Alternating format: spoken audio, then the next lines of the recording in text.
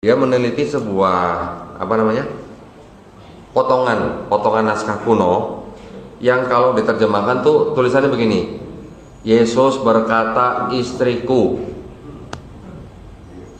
Jadi kira-kira Yesus nikah nggak?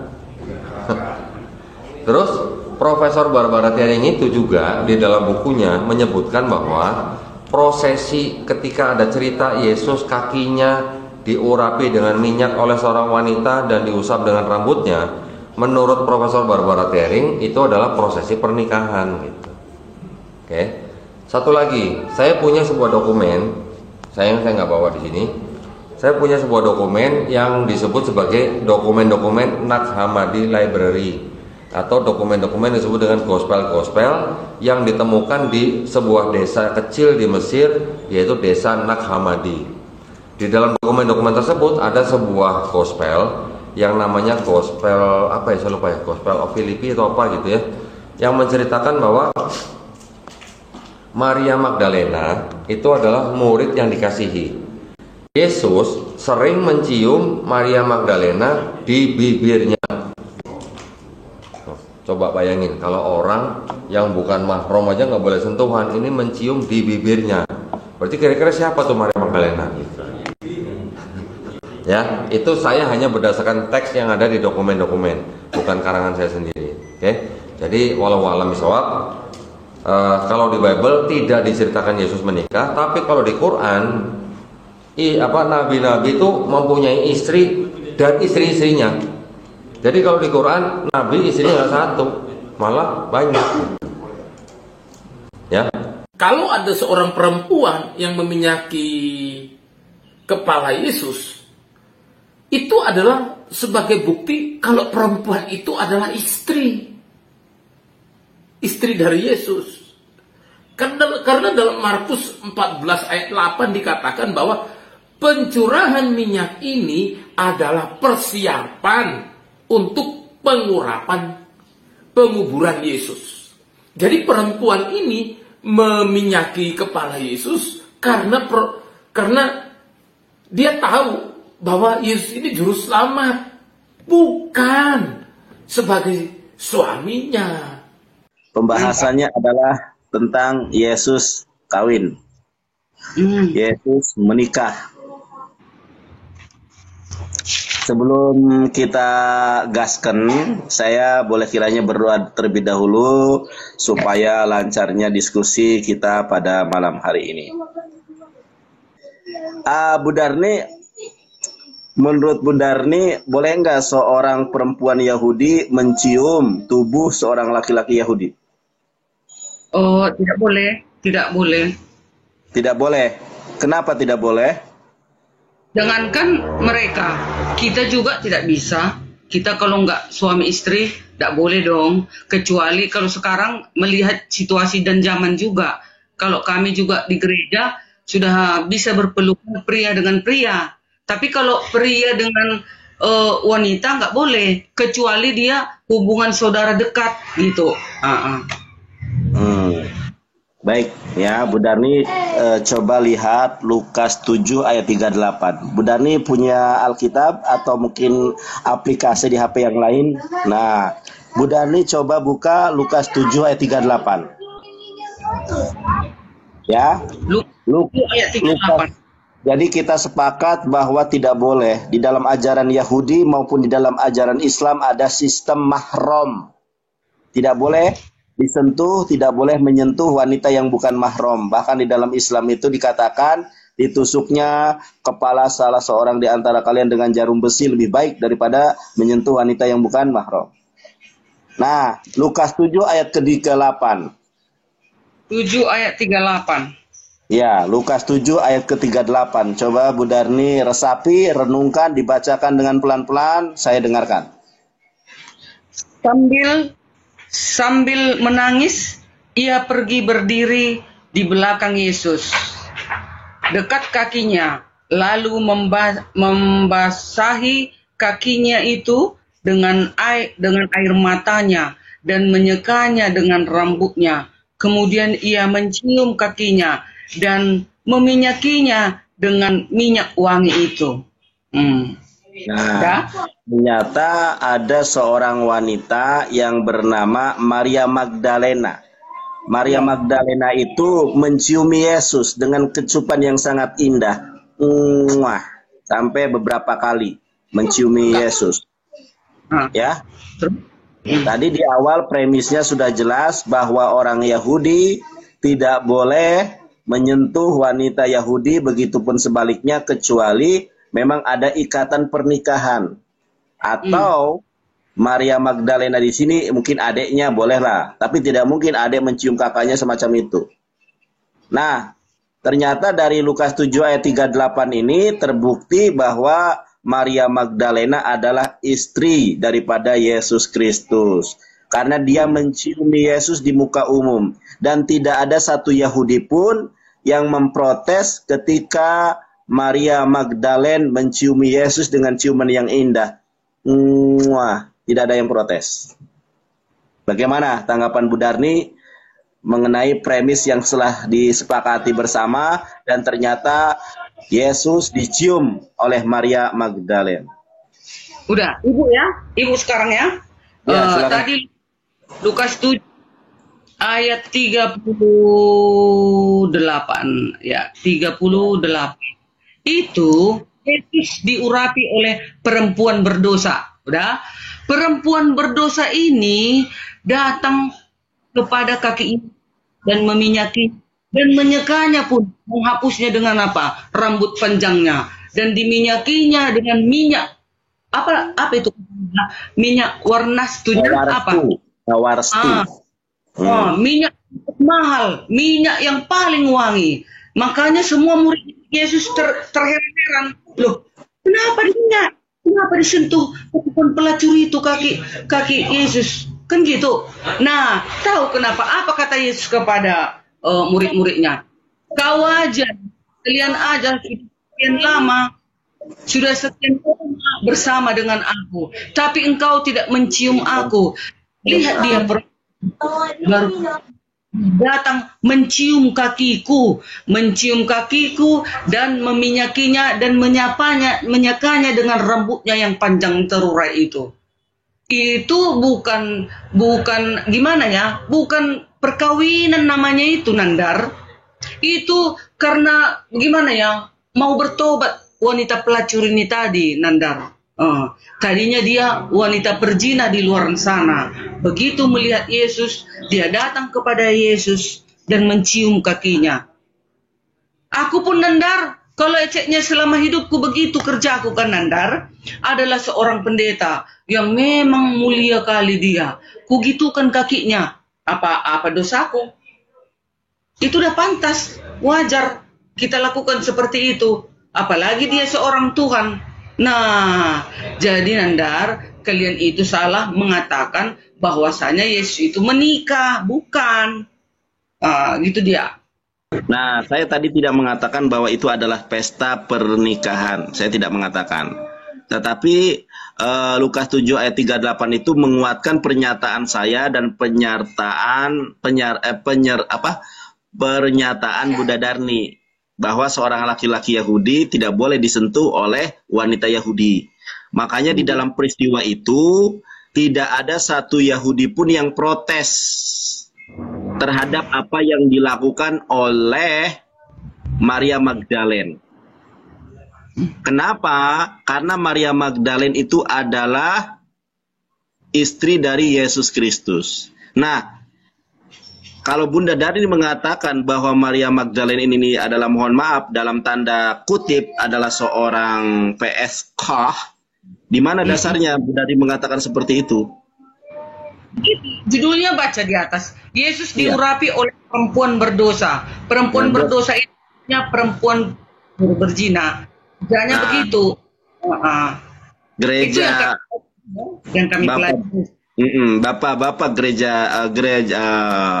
mohon maaf, bapak-bapak gereja mula-mula tidak pernah mengatakan, bahkan menjadikan Maria Magdalena ini sebagai ketuanya para rasul. Jadi kalau ada sebuah perikop yang mengatakan dia adalah perempuan berdosa, pertanyaannya, dosa apa yang dilakukan oleh Maria Magdalena? Dosa apa? perempuan pelacur, kita baca di ayat 2, seorang Farisi mengundang Yesus untuk datang makan di rumahnya.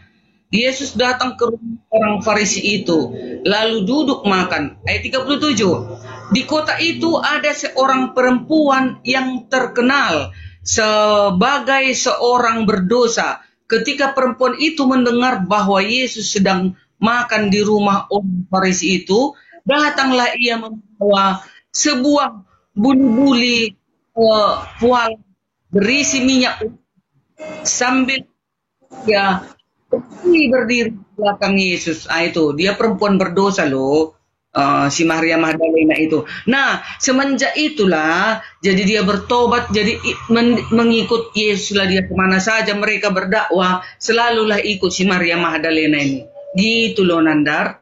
Iya. Menurut Bu Darni, dosa yang paling besar itu apa? Semuanya dosa besar, nggak ada yang kecil. Dosa yang paling besar itu apa? Dosa yang paling besar itu apa? Dosa yang paling besar, ya kalau menurut Alkitab ini menghujat Roh Kudus. Nah itu dia, mengulang-ulang selalu dosanya gitu. Itu namanya menghujat. Padahal tidak mau dia selalu diulangi dosanya. Itu namanya menghujat Roh Kudus. Bu Darni cek di dalam gospel manapun tidak pernah disebutkan bahwa Maria Magdalena ini adalah seorang pekerja seks komersial. Tidak ada. Tetapi disebutkan sebagai wanita yang berdosa. Berdosanya apa tidak pernah disebutkan. Jadi kalau ada yang mengatakan dia adalah seorang perempuan yang dalam tanda kutip, itu adalah fitnahan terbesar terhadap Maria Magdalena. Kenapa orang Yahudi membiarkan ketika Maria Magdalena mencium Yesus? Karena dia adalah istrinya. Bahkan hasil pernikahan Maria Magdalena dengan Yesus, beliau dikaruniai 3 orang putra, 3 orang anak. Saya tunjukkan kepada Bunda Darni. Ini adalah data dari misionaris Kristen yang bernama dari websitenya gwgeneanet.org. Ini website berbayar ya, bukan website gratisan. Jadi Yesus Kristus itu menikah dengan Maria Magdalena, ya, menikah dengan Maria Magdalena. Hasil dari pernikahan Maria Magdalena dengan Yesus dikaruniai 3 putra, 3 anak. Yang pertama adalah Joseph, son of Christus. Yang kedua adalah Justus. Ya, yang ketiga adalah Tamar, 2 anak laki-laki, 1 anak perempuan. Coba Bunda Darni buka Kolose 4 ayat 11. Di situ disebutkan anak daripada Yesus Kristus. Coba. Kolose 4 ayat 11 disebutkan anak kedua daripada Yesus yang bernama Justus. Kolose 2 ayat 11. Kolose 4 ayat 11. Filipi, Kolose, tunggu ya. Kolose 2 ayat 11. Kolose 4 ayat ke-11, Bunda Darni. Sorry, 4 ayat 11 dapat nih. Iya. Ya. Dan dari Yesus, judulnya di atas penutup dan salam. Udah? Iya. Yang 10, salam kepada kamu dari Aristarkus, temanku sepenjara, dan dari Markus, kemenakan Barnabas. Tentang dia kamu telah menerima pesan. Terimalah dia apabila dia datang kepadamu. Dan dari Yesus, dan dari Yesus yang dinamai Justus. Hanya orang ini dari mereka yang menjadi sekerja untuk kerajaan Allah. Mereka itu telah menjadi penghibur bagiku. Ayat 12. Salam dari Epafras. Saja Bunda Darni. Bunda Darni, 11 saja itu, ayat 11. Jadi, dan dari Yesus yang bernama Yustus. Yustus itu siapa? Yustus itu adalah putra kesayangan dari Yesus yang disebutkan di dalam Kolose 4 ayat 11. Perhatikan, Yesus Kristus menikah dengan Maria Magdalene, punya anak yang pertama, Joseph, son of Christus. Yang kedua, teman-teman perhatikan di sini, Justus. Ya, makanya di dalam Kolose 4 disebutkan, dan dari Yesus yang bernama Justus. Maria Magdalene, ya, dia birth Magdala near the Sea of Galilee. Dia married with Jesus Kristus di Kana. Makanya ketika ada seorang perempuan yang meminta air berubah jadi anggur, itu bukan ibundanya Yesus, tetapi istri daripada Yesus Kristus, yaitu Maria Magdalene. Coba, kalau Bunda Darni cek, mukjizat pertama yang dilakukan oleh Yesus adalah mengubah air jadi anggur. Itu yang memanggil Yesus, bukan ibundanya. Makanya di dalam bahasa Ibraninya, di dalam bahasa Yunaninya, yang kemudian dalam bahasa Yunaninya Gunai, istriku, diterjemahkan ke dalam bahasa Indonesia menjadi perempuan. Lancang sekali Yesus memanggil ibundanya perempuan. Ya, kalau itu ibundanya. Kenapa Yesus memanggil dia perempuan? Karena itu istrinya, bukan ibunda Yesus. Nah, jadi si Maria Magdalene ini menikah dengan Yesus di Kana, tempat ketika pertama kali Yesus mengadakan mukjizat. Ini datanya dari para misionaris Kristen, Bunda Darni, ya. Ketika menjawab itu harus menggunakan data. Pertanyaan saya, apakah Yesus adalah seorang rabi? Yesus dikatakan rabi, Yesus dikatakan anak Daud, Yesus dikatakan penasehat. Banyak dia disebutkan, Nandang. Apakah seorang rabi wajib kawin? Kalau di zaman itu boleh kawin seorang rabi, bisa. Bisa. Saya tunjukkan datanya. Yesus adalah rabi dan Yesus wajib kawin. Premis mayor, premis minor. Saya tunjukkan datanya menurut orang Yahudi sendiri, ya, bahwa Yesus kawin.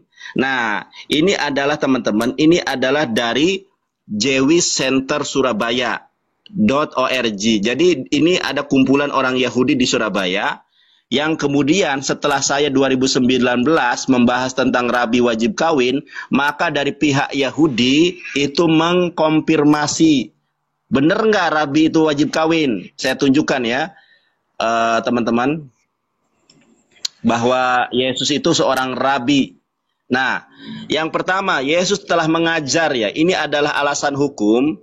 Guru sekolah, ya, ini adalah alasan hukum bahwa seorang laki-laki yang belum menikah tidak boleh menjadi guru sekolah kalau ia tidak akan dikucilkan atau yihud atau dalam situasi kompromi lain dengan para ibu yang datang untuk mengantarkan anak-anak mereka.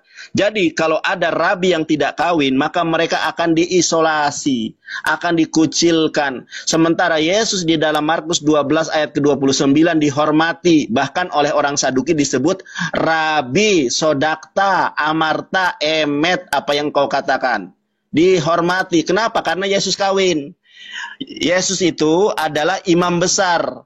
Di dalam Ibrani 7 ayat 1, Ibrani berapa ya? Ibrani 1 ayat 7, saya lupa lagi, bahwa Yesus itu adalah imam besar. Nah, gini. Imam besar dan hajan. Dalam hukum yang agak terkait, imam besar yang melayani Yom Kippur, Yesus melayani Yom Kippur. Harus, apa di sini? Harus kawin. Harus menikah. Bunda Darni, terimalah kebenaran. Duar.